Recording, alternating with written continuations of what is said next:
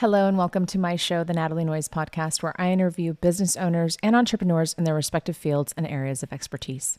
As a natural networker and connector with a passion for storytelling, I can promise you that you will walk away thinking deeper as you listen to some of my guests discuss their journeys in business, real estate, entertainment, and more.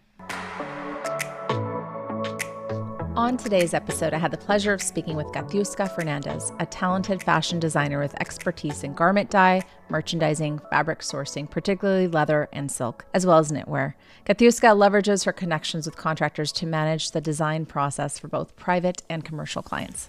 In this conversation, she shares insights from her background, having worked in New York and now in Los Angeles. She discusses her customer-centric approach, focusing on meeting and supporting the diverse needs of her clients in the rapidly evolving fashion industry.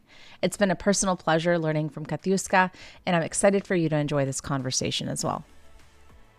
It's so good to be here. My name is Katiuska Milagros Castillo Viñals. It's actually my full name. I now got married many years ago, so my name as that is Katiuska Fernandez. Thank you so much for talking to me today. Tell me a little bit about what you do right now in your industry. We are an agency that provides different services for the fashion industry, where we actually manufacture a creative product that could be sold in the market of fashion. With that said, what we do is we provide all kind of service from A to C, where we do developing, sourcing, samples, to production, also do CAD or any kind of a spec introduction into the market for fashion as well. Can you tell me about how we met?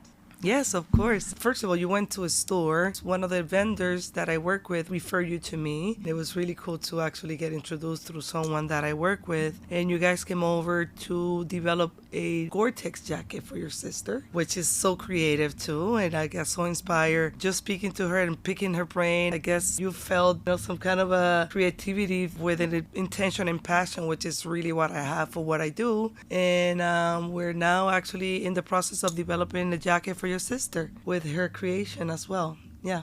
So you came to my office. Yes. It was amazing. We were in downtown looking through different shops trying to find a place, and we got pointed to your place, and it felt so organic. We got here and we're like, wow, you're so passionate about what you do. You love helping people. And I was working on this podcast and I was like, I need to have you on this podcast because I love what you're doing. I love your story. And you told me a story about when you were younger and you did a test at school. So can you tell me a little bit about your country and this test that you had and how you got to where you're at? Yes, of course. So my background is actually, I was born and raised in Dominican Republic. So I am Dominican. As everyone knows, there's not really pure Dominicans. You're either mixed with Spanish, Italian, or African American, or in general, it's more like European. So my dad is actually Italian Spaniel with a Dominican father. And my mom is actually Dominican Spaniel. So I'm a little bit of a mud, but so I would say Italian Dominican Spaniel, but real Dominican. Dad was living in New York for 30 years. So I also have that involved.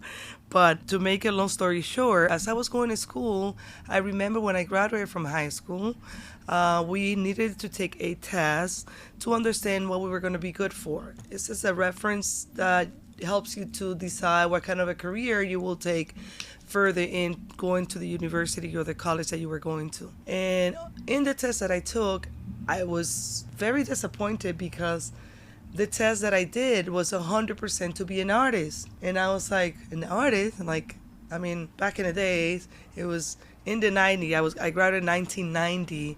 So being an artist, it was not really like a thing. It was just like, you either need to be a doctor, a lawyer, an accountant, or something like that. Like as my dad, my mom, or my brother, my sister, or any other member of our family.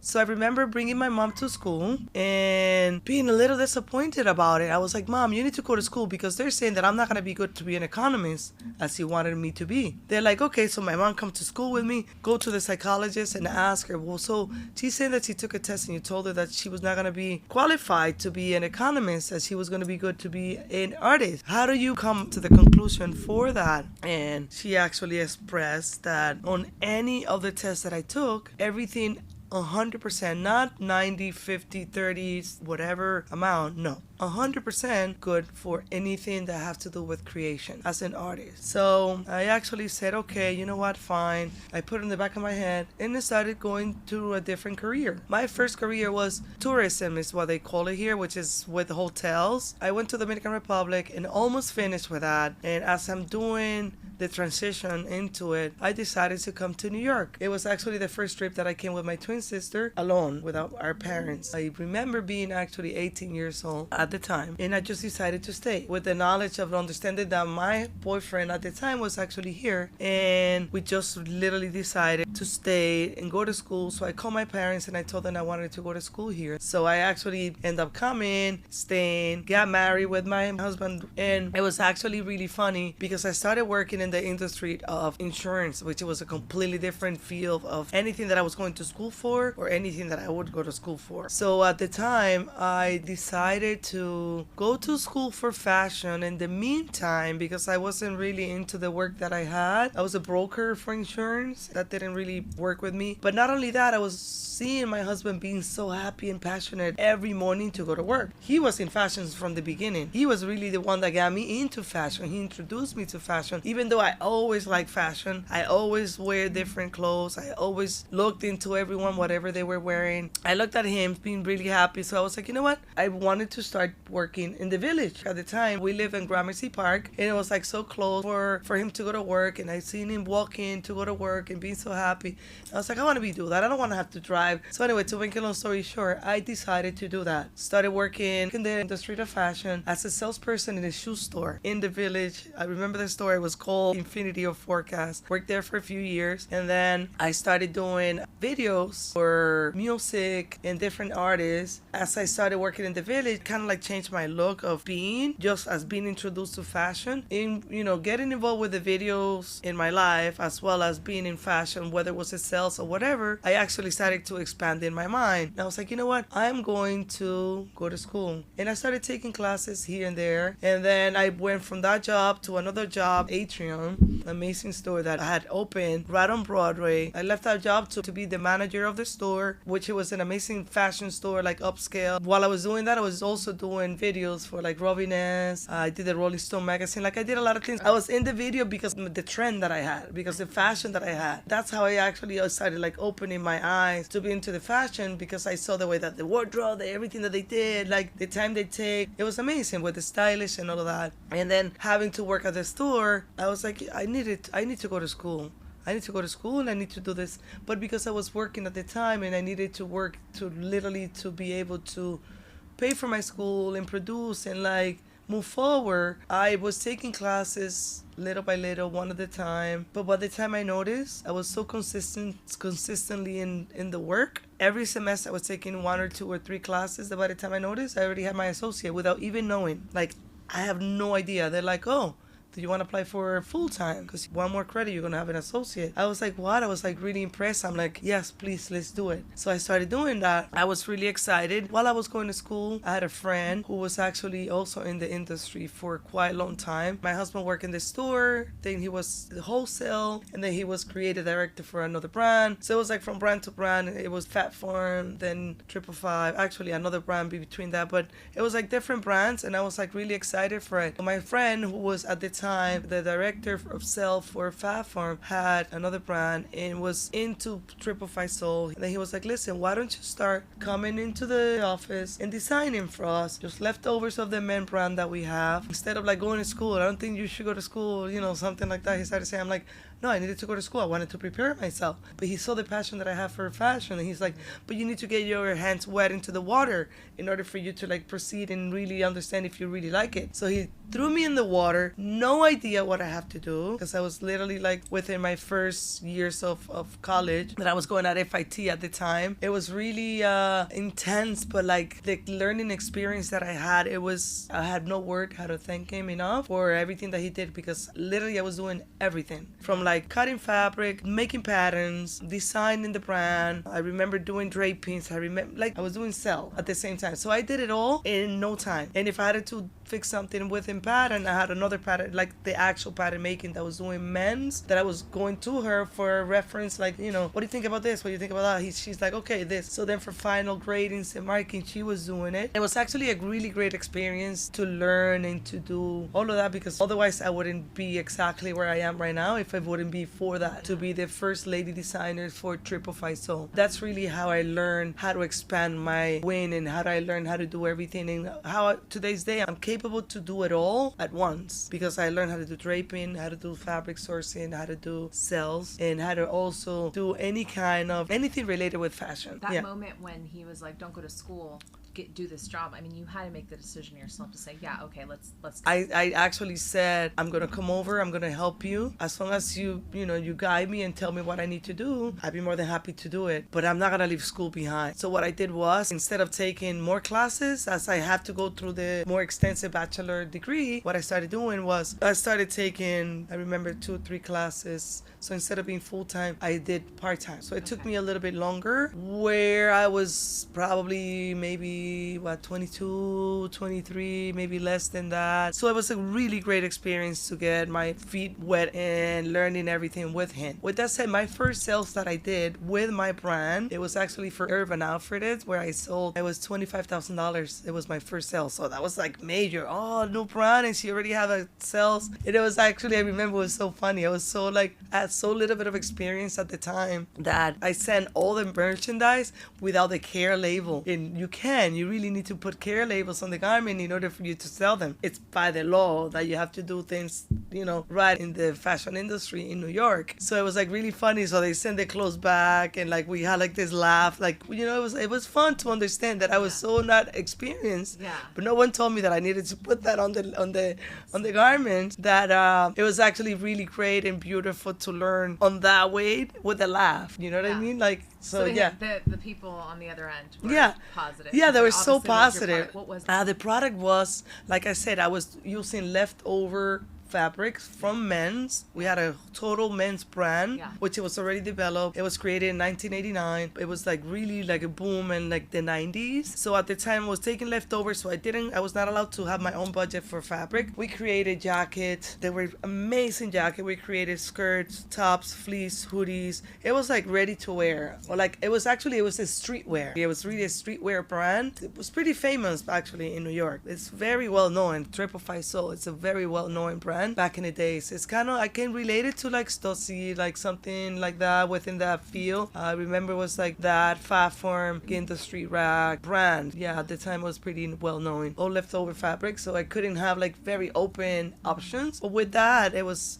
amazing. And then from there on, we sold it to Macy's, Nordstrom, Lauren Taylor, major brands actually had our product. A lot of stores started opening, and like, yeah, it was really good. It was really great experience. Then I was pregnant, so I have to like step away for a little bit from the industry to 100%. I had a little bit of a risk with my son, so I took a step back and I started going to school full time. Finished that, got back into the fashion, doing different projects for DuPont, and it was where I ended up doing my first fashion show at Bryant Park. So I did Bryant Park at the time, which it was amazing. Unfortunately, it was September 11 when September 11 happened. So it was exactly the day before September 11 happened. So I was one of the lucky ones that was able to expose the show at the time at Bryant Park, because everything else was canceled because it was the day after. Yeah.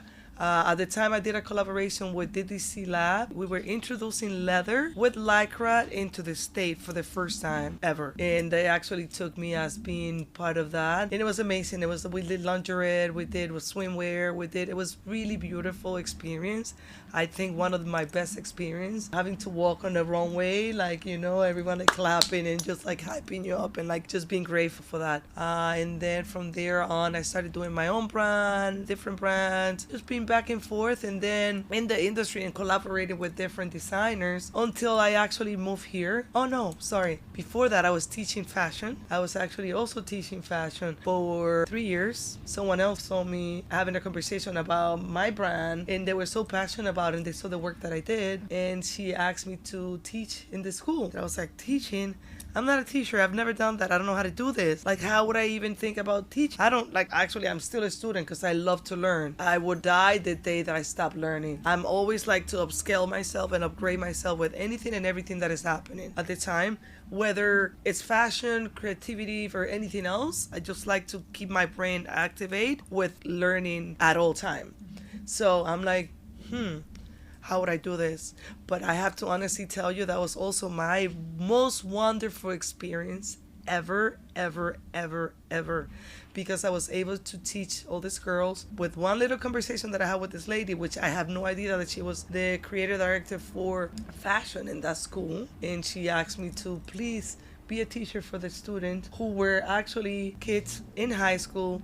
From actually, I was teaching from I think it was from 8th grade all the way to 12th grade. And it was amazing to see how these kids that never knew how to draw, never knew how to do anything, were able to do all different projects, including recycling, drawing, draping, patterns, sewing from scratch, all the way to being accepted at FIT and Parson. Actually, I have students that, with the knowledge that I gave them within those 3 years, especially the one from 12th grade, were able to be accepted on that school. So it was really amazing because I was able to bring my whole team, all my students, to trade shows. But I kind of felt so good about it that I literally dedicate so much into it. And I have so much passion. Today's day, I can actually even get smile in my face just from looking at it, and to experience the happiness and the love that they felt for, for everything that they were doing. And also, not only that, it's also to help kids, to get on the right track and be approached to the right things. So it was really amazing. From that, I was actually asked to teach in the morning, which I also did for a year, into a different school. It was a middle school, and it was also a great experience. And I even tutored for other classes. I remember saying, I can do fashion, please don't put me to do math, English, history, and what. I actually ended up doing that as well because they just felt that I was capable to do it. And it actually helped me because, like I said, I'm a student and I will always be a student in my life until the day I die. And I remember going through things and starting to teach them the next day. Okay, I need to really understand, how do I do algebra? This is one thing that I don't want to do. Yeah. But it was really good, actually, yeah. My husband's in education, and he says the same thing. He taught history, and he said, I needed to learn, I knew all the stuff I learned in school, but I needed to learn because I'm teaching these high schoolers, and they know. Yeah. They know some of this stuff, and one time a kid, told him something that he was wrong in one area. So it's you need to learn. If you're going to teach something, you have to know it. Yeah. Inside and out. Inside and out, for sure. But I saw your passion for teaching when you were talking earlier. Yes. And I love that because I think it's, when you have a gift and a talent, you master what you do. The next level is to teach others. And seeing the joy that you have in that is so inspiring to me because I'm wow, you shine. Thank you. Thank you. It makes me feel really good to hear that because I really feel for it. It's one of the things that I love to do. Eventually, that's what I really like to do, open school and be able to help special kids that are in need, that don't have their poverty, that don't have the money to do it. Open school to where I'm able to teach them technologies, fashions, export language. It's not a very easy industry. It's very hard. You have to have thick skin. You have to have the skin, for sure. Otherwise, you're not going to be able to do it. Yeah. So yeah. Then after that, I moved to Los Angeles. It took me a minute. My husband moved here to Los Angeles. He was approached to do sales for this company, M. Cohen at the time, Maor, who was it's accessory jewelry, really amazing brand, and the proposal was really good. So he actually decided to come to Los Angeles and be part of that company, help that company grow in whichever way he can. And also he was a little tired of New York, going through different transitions of sales. He was also a buyer of this other store, Atrium. I think it was actually kind of over. He came here for work. So the transition was because of him. So he moved here and we decided also to come. He came over and started helping my friend who owns actually a dye house. And I was helping him to restructure the company and giving my input with him. So incorporate that knowledge that I had into his company. With that, I learned a lot. An amazing experience to be part of, also like running or actually working with so many people. It was very different for me, very different when it comes to culture, because I always work with like different nationalities than here, because here there's a lot of Spanish people that you work with. So it was actually it was a learn experience for me too. It was a lot of challenging. It was really great. I actually learned it a lot. Then I decided while I was doing that, I also was doing my own company from New York, because I also had that company in New York. So I kind of like moved it here. In doing this that I do, it was like a lot. I was like a little bit overwhelmed because I was helping him with his company and I was still running my company, doing that with him during the week and working on my own in the weekends. So then I decided after 3-4 years, no, almost 5 years, I decided to just like, I can't really do it anymore. And then became independently and I started working with my clients full on with the agency that I provide the service of A to C, as I said before, where we bring your visions alive. And it's what I have my most passion for, because I'm able to create and design with my clients and do different collaborations. Yeah, thank you. I love fabric. So we're in your office right now in downtown LA. It's such a cute space, and I see all of your fabrics. I see all of your workshop all around, and it's, to me, it's like, because I've taken a sewing class and it gave me gray hairs, so I know how stressful. Yes, it could be. It is. I have to honestly tell you that yes, it does give you that for sure. I don't know, but here you are smiling, so something's working. You know. Thank you. But I just love seeing materials, and you're very picky about where you source your materials. Yes, I do. And the fabrics you use. You know? Yes, I am. I think that also is why we connected, because I was like, I could just walk around and touch materials all day long. Yes. What do we like? But you were saying. So I was saying, that's what I actually, that's what we do right now. So we provide different service to clients that come requesting, whether it is to do patterns for them, whether it is to design for them, whether it is sourcing for fabrics, or actually doing production or incorporating a collaboration with their design, with our knowledge, sample production, you name it, whichever it is. We can help to bring any visions alive with love, with our heart, amazing quality, and we also specialize with garment dye, which is a very plus in the industry these days as well. Yes. Yeah, just hearing a little bit, sitting in on your meetings with Nikki and hearing about how you do that, I'm learning from what you're saying. Yeah. So I think it's really great that you do a one-on-one with your clients. I do. Get to hear the vision. When you're working with a client, what's the ideal relationship look like? Walk me through that. Yeah. So they come to me.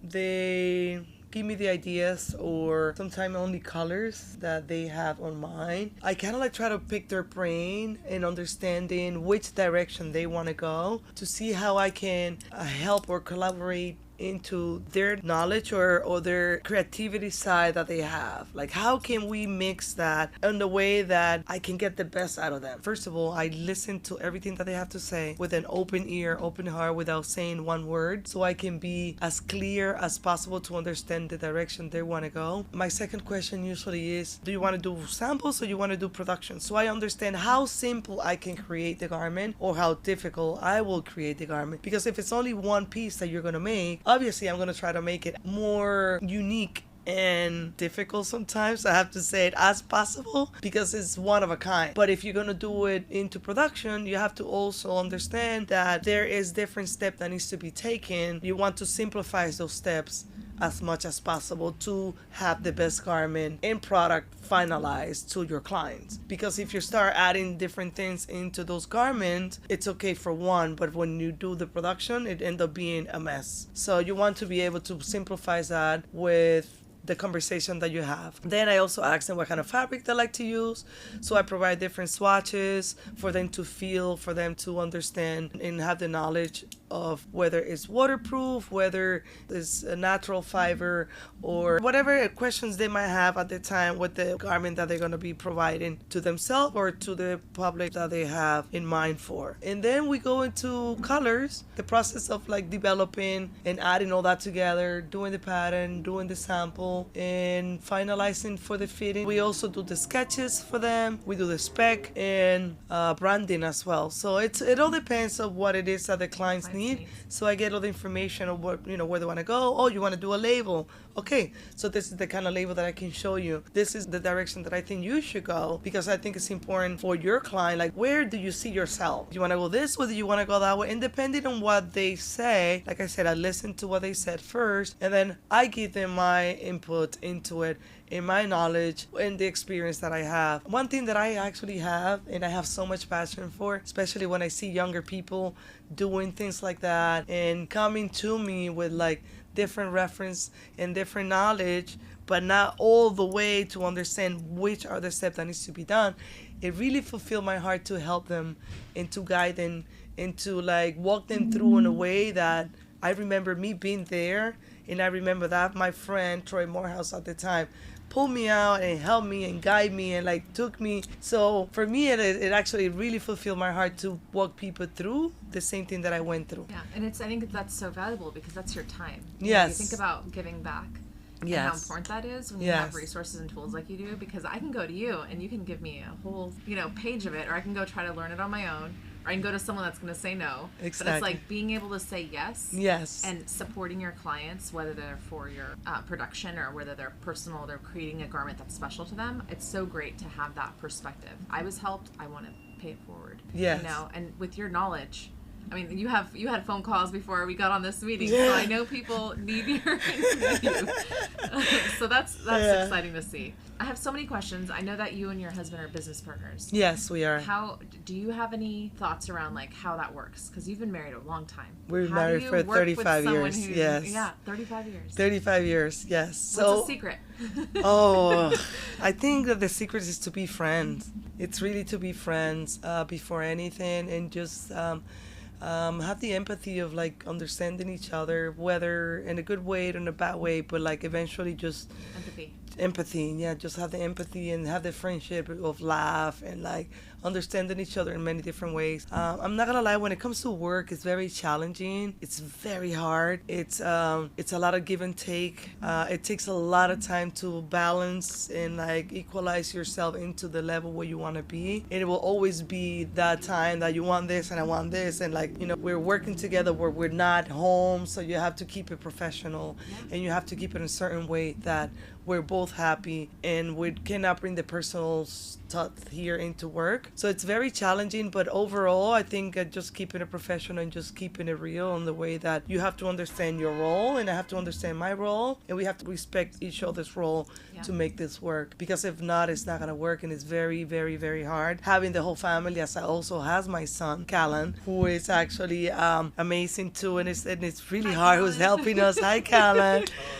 Who is also helping us here, and it's actually very challenging to have the whole family. It's hard. I'm not gonna lie, it's pretty hard, but it's not impossible, and it's beautiful. It's not impossible. It's not impossible, and it's actually really beautiful when you actually make it happen, and you have a family-owned business, and just let it grow and like let it be authentic by its own, by a family. Okay, he does this, he does that, she does this, like It's really exciting to see. Yeah. We're living in times now where things are, it's more modernizing. We have robots taking over. Exactly. We have a lot of technologies that have evolved. Exactly. Can you tell me a bit about, I want to hear more about like sourcing things, and now that things are changing, how have you seen things change just in the last 5 years? I've seen changes, not even 5 years, within the last 15, 20 years. I mean, I've been doing this for over 25 years. Yeah. So I've seen it all. I've seen, not all, I mean, I'm not that old, but like I've seen a lot. When I was going to school, my inspiration was Alexander McQueen. I was so inspired by European designers. It was like I had this thing for it. And one of the things that I really liked and enjoyed, it was because they had always something new. They were always into something. They were always, the trend was like happy and colorful, and like there was so much going on. There was a lot of cut, asymmetrical fabrics. It was the whole thing. It was like a vibe. It was like really alive. And then it was like this thing in between, I would say probably 15 years ago. You saw the transition in fashion going from being all couture and all high end and all different trends into like streetwear. So streetwear became like really big. People started like kind of like incorporating the streetwear with the fashion, and then it got even more excited. So, I mean, I've seen that. And then obviously after everything that happened with the pandemic, it was all about being comfortable and like being home, and like it was a streetwear, but it was more like a sleeping wear where you were home and like being adapted into what you can only do, either going into a hike, doing something at home with a very comfortable wear. So that's when like more natural fibers starting to be more alive, which is actually really great. So I've seen a lot of it, a lot of transition within fashion, but not to say it all. I mean, right now I feel that there's a very high vibration with it because a lot of art is being created within fashion. It was like up here, then it went down, then it went up, and then it went down, and it just been very stable, which it was like kind of like boring, not boring, but like very like whatever, sweatpants, you know, like I don't know, like for me it's good to wear that, but it's not a clothes for me to like go out and like to wear think about stuff. Self-expression. Yes. It can only go so far. Yeah, right? like for me, for me exactly. Like for me, fashion is like your self-expression actually. Yeah. And that's one of the way that I actually express fashion. I dress for my mood. I do my color for my mood. Like whatever I'm going through in my life, it's actually a total expression of how I dress, how I look, how I feel. It's 100%. I actually feel that right now, going through all the fashion show and like seeing all the different designers and what they're doing today's day, you can see the transition of like, oh, thank God, something is happening again. Like you're seeing like more color, more different shape, different cut, different looks, different. It's not as so standard. Yeah. Like 2 years, 3 years, 4 years ago, 5 years ago, it was like really standard. Yeah. It was like out there, not a lot was happening. So now you can see a lot of art. It's a lot, for me, it's like art, it's a walking art. You know, it's like you see. It gives me chills to think about it, because like I get so excited and geeked out when like you just see the trends and you see how it can really make you excited. You know, you wear a certain color and you're vibrant. You know. Yeah, exactly. Yeah. Exactly. I mean, I love it. You too, because I've seen it on YouTube. Yeah. You always dress so beautiful too. I've always loved clothes. Yeah, I can see that. So I'm sure like you're probably gonna be feeling that as well because it's been very like it's excited. You know, it's like looking at all the shows, as we all know. Well, I don't know if everybody knows, but like one of the things that I keep track on is like the fashion week that happened twice a year in February, and it's also in September. The places that it usually happen is New York, Milan, Paris, and London, which are the 4 major countries for fashion. It's always in February and September. And during those weeks, I'm always like looking. If I'm not able to attend to the show, I'm always on my phone or like or computer, any possible way that I can update myself with it. Like looking, okay, what's happening?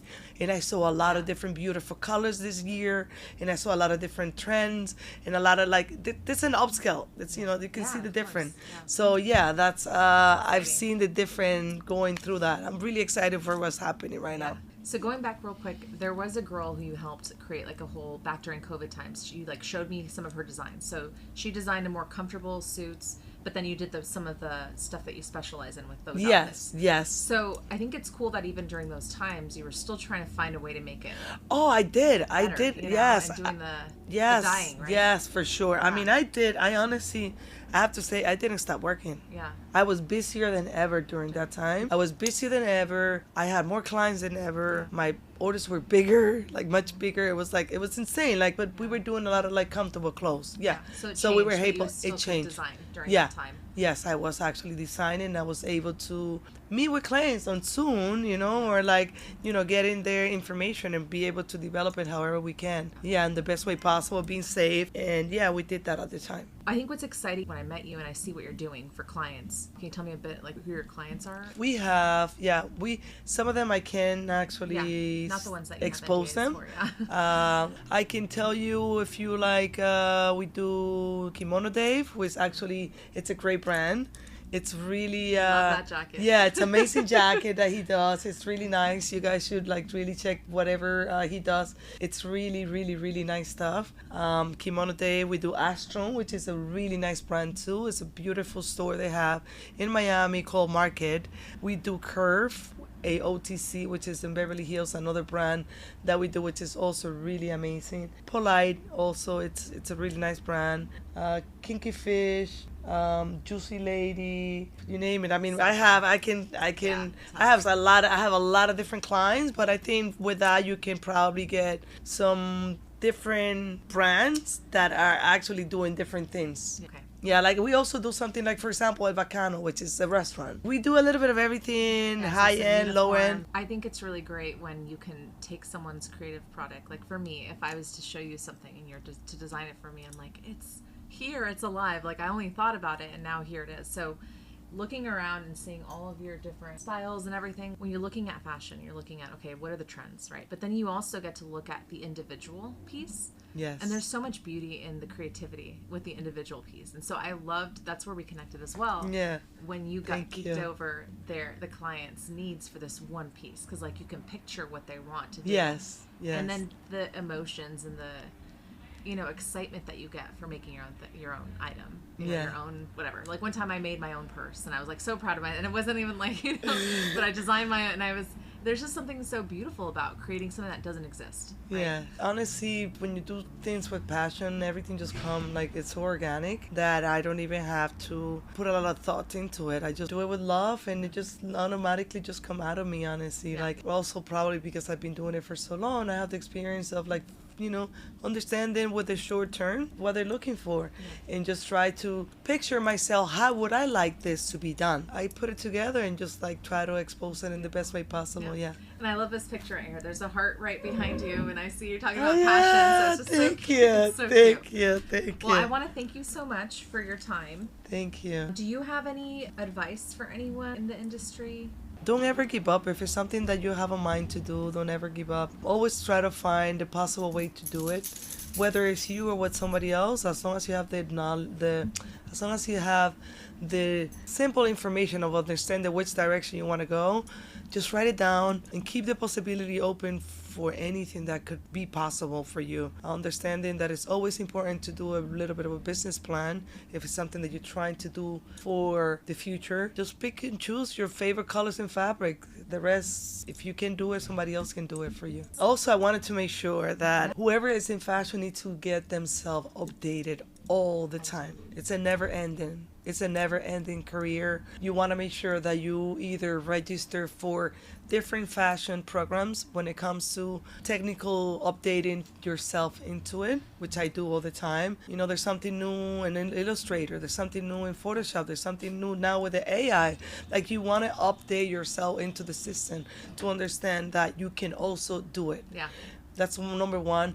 You also want to be able to register on anything that has to do with fashion. Like Fashion Week, you want to make sure that you get yourself into. February, September, you want to look into your favorite designers. You want to register into their Instagram or into their pages or into whatever it is, any way possible that you can look into it to see what they're up to and update yourself with what is happening with those designers. There's many different sites where you can do that online, or you can actually just register yourself on magazines. Like for me, like WWD is really important for the trend and for colors. That's something that I do, that I love to share this with you guys because it's really, really, really important. There is this WWD Women's Wear Daily where you can get a lot of information, including trends and colors that are happening every single year. It's a bit pricey, but you can definitely do that. And registering for like fashion magazine like Vogue magazine, Bazaar,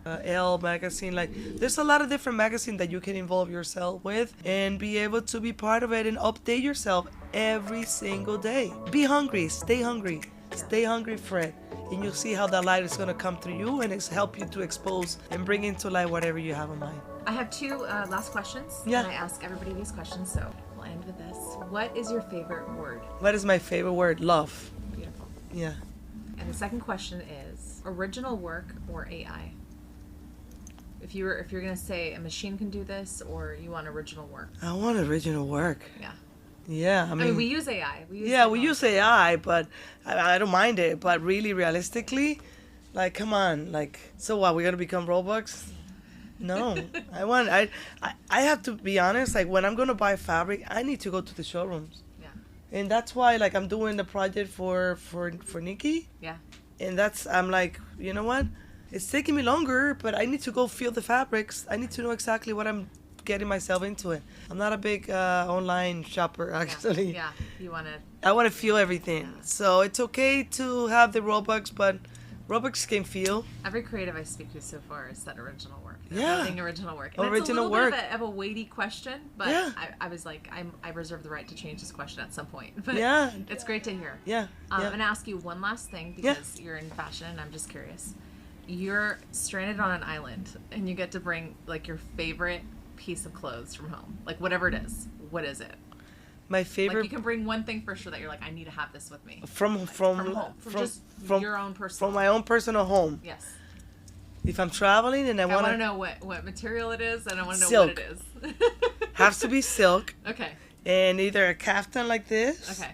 Or a little like a comfy dress, like a really comfy dress. In silk. In silk.